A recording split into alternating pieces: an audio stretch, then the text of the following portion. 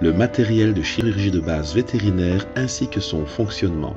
Tout d'abord, les porte-aiguilles. Dans le matériel de base, on retrouve le modèle Mathieu, le modèle Maillot avec anneau et le modèle Olsen avec une partie coupante à la base de la pince. Le porte-aiguille a un système de cran à l'arrière du manche afin d'avoir une pression assez forte pour tenir l'aiguille pour recoudre l'animal.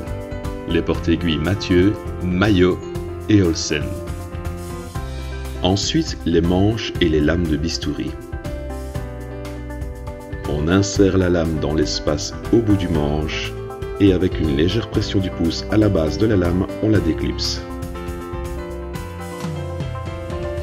Les ciseaux de médecin, courbés ou droits avec une pointe et une mousse, deux pointes ou deux mousses. Ces ciseaux sont donc pointe-mousse et courbés. Dans les ciseaux de chirurgie, on retrouve les ciseaux de Metzenbaum. On le différencie par rapport aux ciseaux de Maillot à sa partie coupante à moitié plus petite que la longueur du manche. Par contre, les ciseaux de Maillot ont la partie coupante de même taille que la longueur du manche. Que ce soit les ciseaux de Metzenbaum ou de Maillot, chacun existe dans des tailles différentes.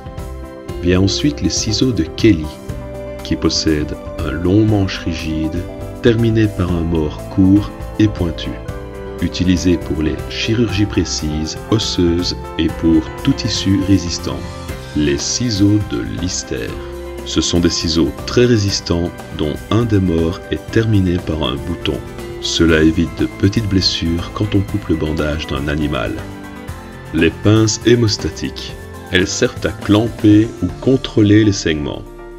La plus petite porte le nom de Mosquito. Elles peuvent être droites ou courbes et sont utilisées principalement pour les chats et les chiennes de petite taille en vue d'une stérilisation. La pince hémostatique Péan est plus grande et résistante que la Mosquito, toutes deux avec un système de cran à l'arrière du manche. Ici c'est le modèle droit et ici un modèle courbé. La pince hémostatique Mosquito et la pince hémostatique Péan. La pince hémostatique cochère ou Péan à dents de souris. On l'utilise pour la préhension de fragments d'os par exemple. La pince hémostatique O'Shaughnessy est une pince courbée utilisée dans la stérilisation de chiennes de plus grande taille. La pince d'Alice, utilisée pour l'appréhension des fascias, des tissus sous-cutanés et pour vérifier les ligatures. La pince de Babcock, utilisée surtout pour la préhension des viscères sans les altérer.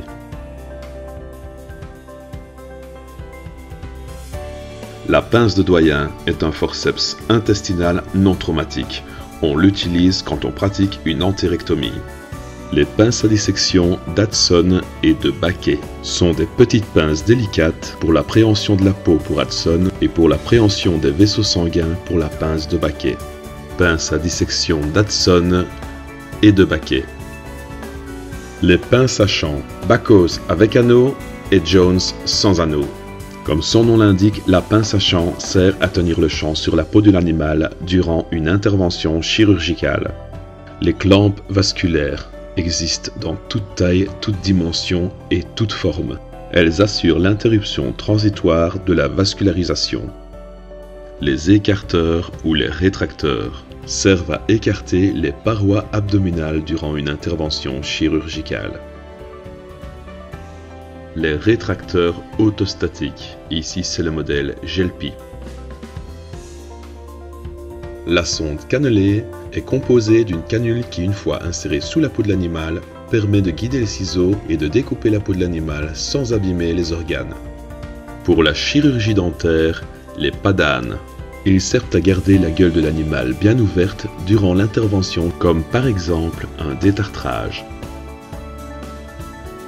L'élévateur de racine permet de distendre le ligament entourant le collet pour libérer et extraire la dent plus facilement.